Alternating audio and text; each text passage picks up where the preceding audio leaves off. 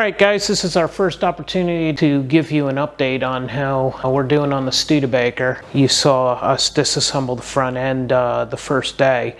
That was a great day.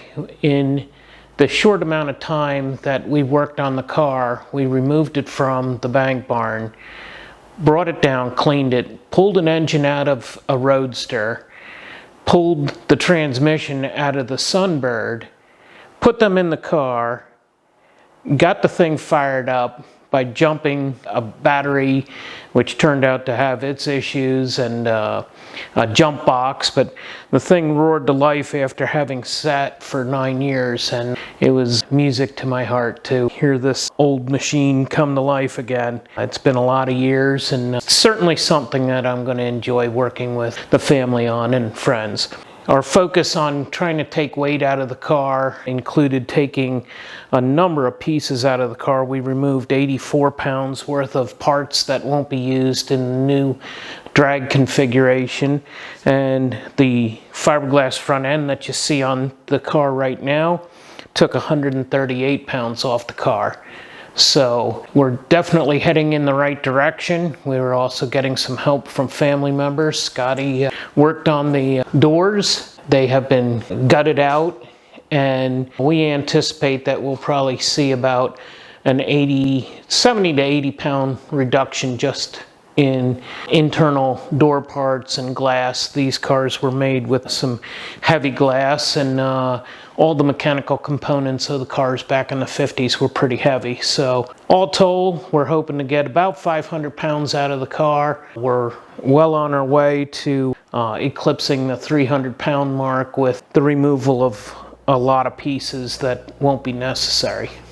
Our efforts to keep the car light obviously are to maximize the performance. We have 355 inches, and it's only going to give so much steam to the equation. So by taking the weight out of the car, we can try and make as much top end speed with the car. And that's something that I prefer in setting up a bracket car, is to be one of the quicker cars in the class so that your opponent, one, leaves first, and two, is always in front of you as you go down track. It's easier to judge them if you have to slow down and catch the stripe before he does, but not break out of your index. And there's absolutely no doubt about the fact that it's a lot easier on your drivetrain if your car weighs less.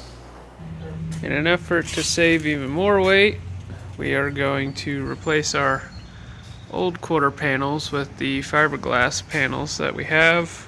Studebaker made these removable on just about all of their cars that I can think of, so that it is easier to repair accident damage in the case that you were to hit something. This will result in a weight savings of around 27 pounds, and it looks a lot better than those old crusty things.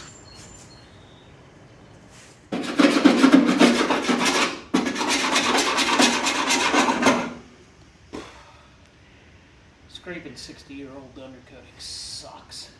But Dad, weight is the enemy.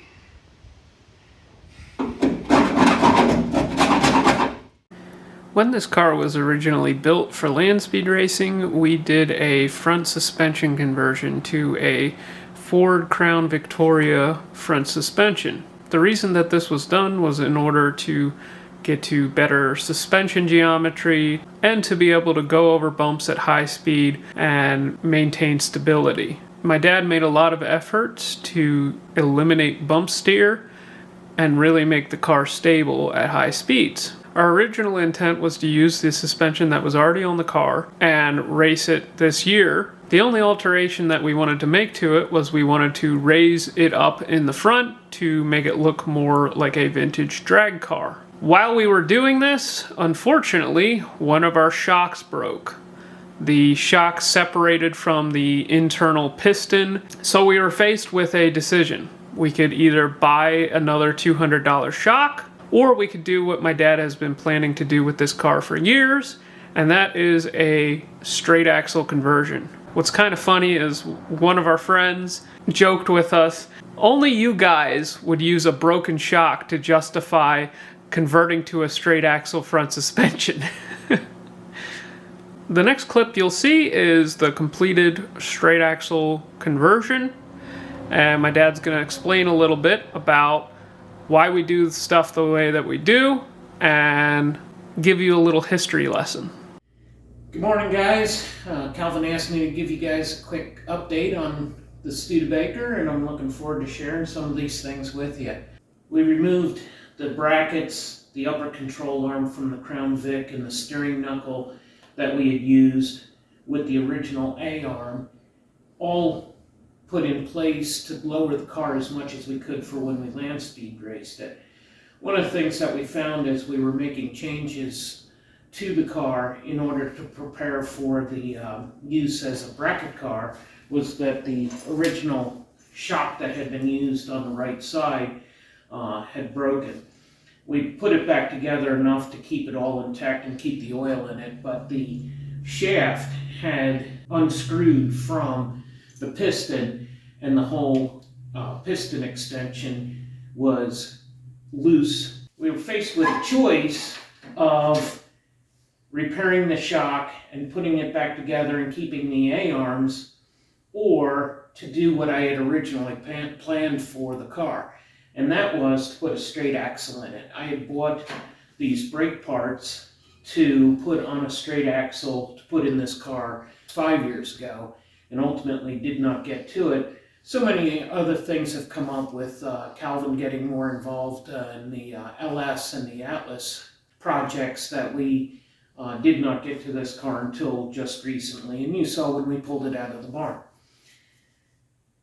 Installing straight axles in vintage style race cars has been something I've done for a long time. Calvin asked me to mention a couple of things that we do and why we do it. You may notice here that I put the shackle in the back. That's very intentional. As the car is compressing the spring as it goes over bumps, the spring will actually get longer and shorter relative to the two pivot points. The arch will allow it to flex out. If the shackle is in the front and the spring is compressing, it's going to push the axle forward. So not only are you feeling the input from the bump in the road compressing and hitting the front tire, but with a front-mounted shackle, you're also feeling the spring trying to push and accelerate the tire up and over the bump. By putting the shackle in the rear, as the bump compresses the tire and the spring extends, it's complying as it goes over the bump. So there's less tendency to induce bump steer. Bump steer in a straight axle vehicle is one of the things that many people find either uncomfortable or cannot address because they don't know why. In addition to rear mounting the shackles, we put in cross steer. And it is not a perfect solution, but it's one of the best solutions for something that's going to be primarily used for racing. If you have a split wishbone, you can actually mount the cross steer shaft with a panhard bar and run them in parallel, and the arc of the front end moving side to side will keep the steering square to the chassis center line, and it eliminates that input for a bump steer. I am using leaf springs because of its simplicity. The springs are put in with the shackle pointed up to get the spring as close to the stock frame as possible, and the caster adjustment is made in the mounting bracket that's welded to the front axle. One of the things that helps a bump steer to be eliminated is good caster angle. This car is being built with a 7-degree caster angle. The intent of having your caster angle at 7 degrees, if you think of caster in definition, casting, By having the kingpin angle inclined towards the back, the center of reaction as projected forward will actually be in front of the tire. So when the tire gets the input from the road, bump, or even the tractive forces that allow the tire to rotate, that input is behind the reaction center. So as you rotate the car in a turn, that input being behind the reaction line will self-correct and self-steer the car back to going straight. One of the many problems that straight axle cars, well, many cars have, including motorcycles, have is what's referred to as a death wobble. Most times a death wobble is caused because of poor geometry. Lack of toe-in, lack of caster angle. Other issues that influence that is loose connections, loose kingpin bushings, a tie rod that doesn't have adequate stiffness. As the input comes into the front end and things start jostling around, if your tie rod shaft is not stiff enough, it can act like a spring and get the wheels moving. But the number one issue is your geometry. So focusing on caster angle, focusing on toe, moves you quickly towards trying to resolve that issue, but ultimately making sure everything's tight and is stiff enough takes care of that. The more weight on the front end also helps that, and our goal with a race car is always to reduce the weight. So you have these influences with opposing influences that can work against each other. Getting the fundamentals right is key. As I said earlier, this is not a gasser. It's being built with a straight axle. A lot of people will say it's a gasser as soon as they see a straight axle. Our intent and our plans are to build a vintage style race car using vintage style parts. Many of the gasser classes or series that you see today are cars that were not gassers in the day. The last gasser was built in 1971. That class was dissolved, and ultimately everything built since that time is either a gasser style car or a street freak. And the assumption that everything with a straight axle is a gasser is not correct. This is a gasser style build, but it is not a gasser. There are things on the car that are not consistent with the gassers of the day. The alternator, spread port heads, electronic ignition, the modern style water pump. We have extra bars up around the driver's compartment that I used for the land speed racing. I'm not going to cut that out.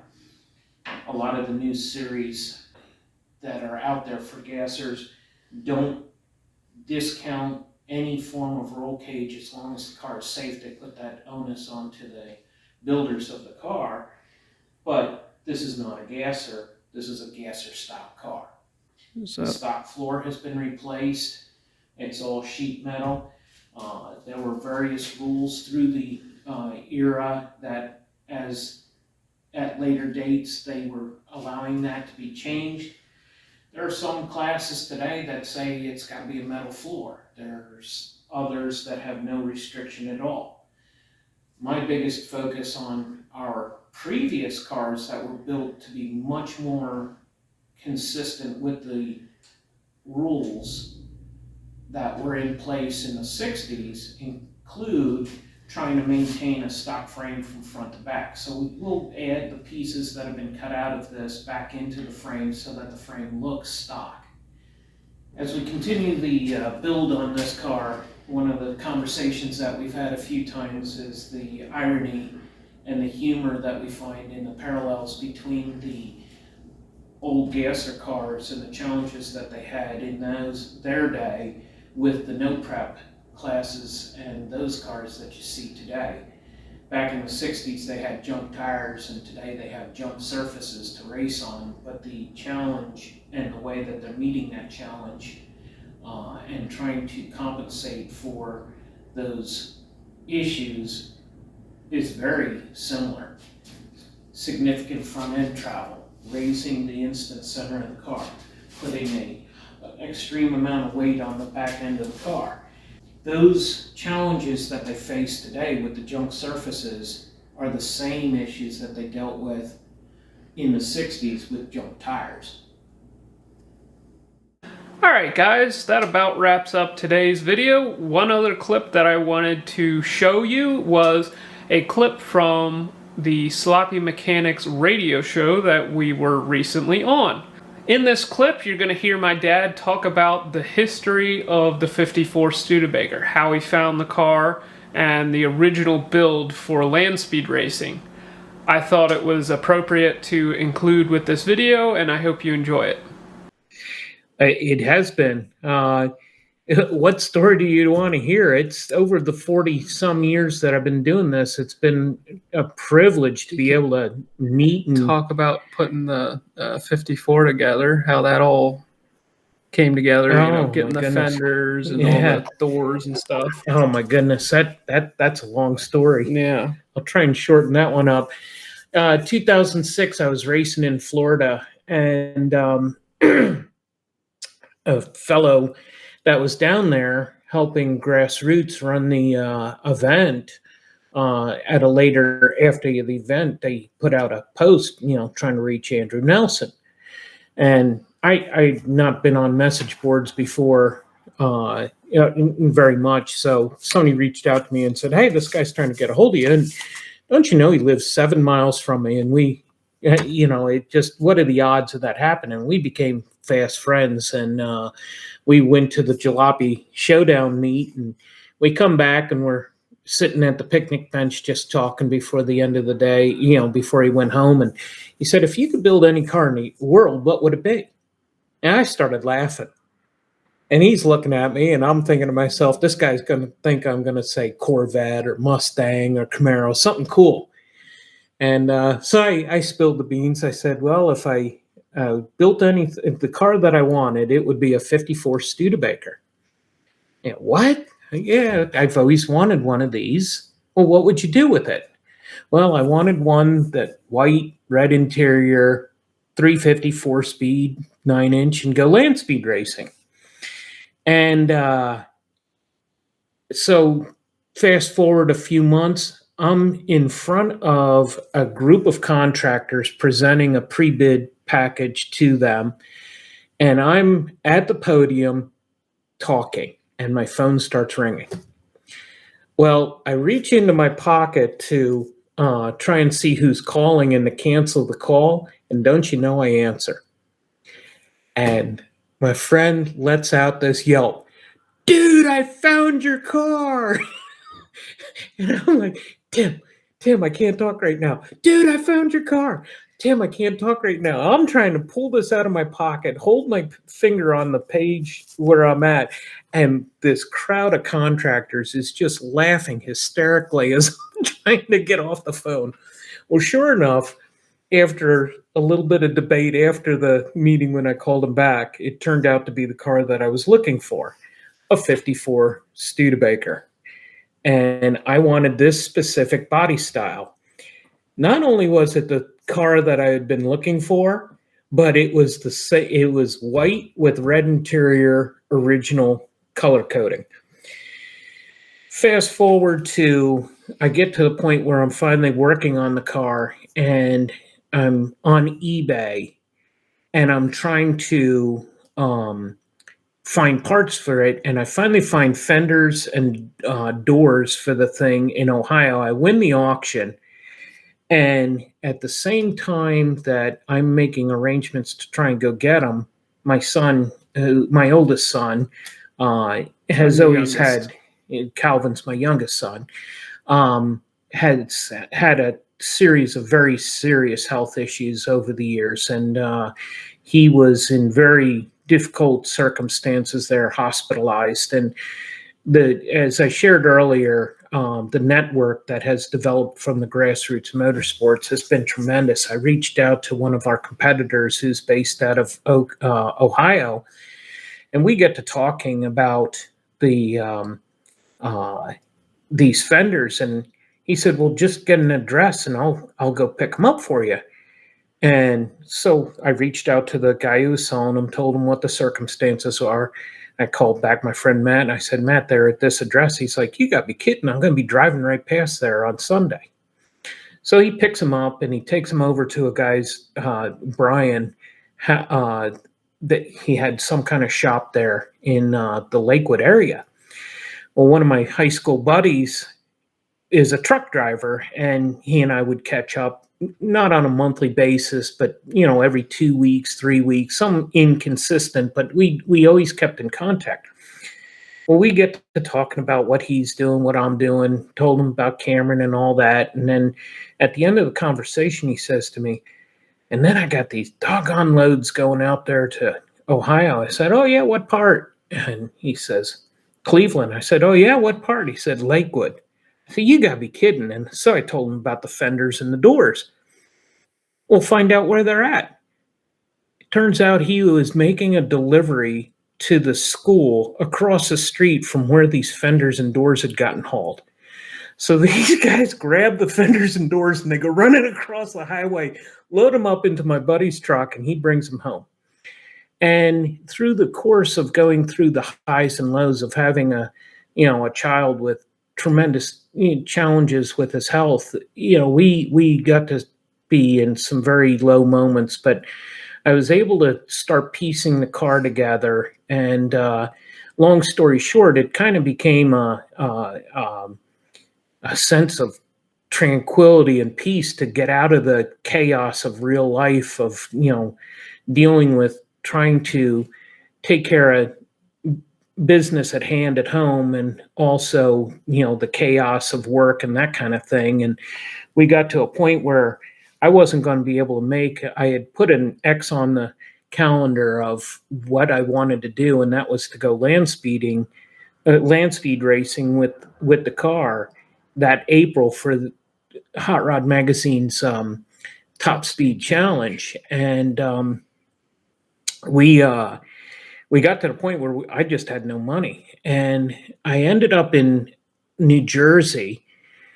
And I was waiting for a EPA inspector to come out to the job site, and I get this phone call from a phone number that I didn't recognize, and I thought, well, maybe he can't find the place. So I answered the phone call, and it turns out to be a guy who had been watching me racing for years, and we get to talking, and he gets to talking about that he had been supporting. He always had a love for low buck race teams, and he wanted to help us out. And I was like, Bobby, what are you talking about? He said, well, I've supported this one sprint car team for years, and they've decided to close shop. They're no longer going to do it. And I have watched you race on pennies, nickels, and dimes for years. I want to see what you can do with some money. How much do you need to do what you want to do? And I said, Bobby, this is unbelievable. My wife and I just the other day were talking about, I'm going to need new helmet, this, that, clutch, Fire suppression system, a whole bunch of things. He said, what's your address? I was like, what are you talking about? He says, I'm going to send you a check. And I'm like, Bobby, you can't do that. And he's like, no, this is what I want to do. And sure enough, he did. 4 months and a day later, I was sitting in Mexton, North Carolina, and the first pass that I made, I took off the line. And whenever we put cars together, we always put in either low amp fuses or put heaters at low settings. And that car, we had a low amp heater in it. And I go ripping down, taking off first, second, third, and the heater overheated and it disconnected the fuel pump, and I coast through at 82 miles an hour. So I come all the way back around, knew exactly what the problem was minutes after it occurred, and I couldn't reset it and get the car going. But I went back to the pits, changed it out, pulled I had a 3 amp heater in it, put a 20 amp heater in, and sit in line. And if any of you have land speed racing, the waiting in between runs is unbelievable, because you're sitting in a half mile long line waiting to make a pass. And the pits are at so the we finish finally line. get up to our turn to make a pass, and I'm all suited up. I'm ready to go. And the guy in front of me oils down the track. And so we climb out. They got to clean the track up. And who walks up to me but Dave Freiberger? And he's like, that car sounds wicked. Tell me about it. And I start talking about, well, last week I bought this water pump at the flea market, and the engine came out of a bucket truck, and the rotating assembly is a old dirt track rotating assembly. And the camshaft I pulled, I bought 3 of them for $10, and I stuck the biggest one in. And he's like, hold on a second. Can I record this? And I was like, sure. So he gets out a tape recorder and he starts doing it. And I'm looking over his shoulder, and there's like the who's who of people in racing standing behind him. And I just remember being totally taken by the moment of, holy mackerel, my dream. I'm about to live my dream. And we talked for about 15, 20 minutes, and Dave is such a cool guy. He really gets it. And when it came a chance then that the track was clean and I would climb back in the car and I get all suited up, I go ripping down the track. And I forget what year it was, but August issue of Hot Rod Magazine, the picture of my Studebaker that's in there, that is that very next pass that I made, and that was the first record that we set. Ran 150 something miles an hour and broke a rather old for that venue record in gas altered. And I shared earlier about supporting other people in their dreams, but to go through the lows in life and to have so many people come to our aid and so many circumstances aligned where we could have the parts that we needed across the street from somebody who could deliver them to our house, and to see how, the good Lord just has put so many opportunities out there for us. Even in the lowest moments of our life, we had the privilege to pursue a dream and to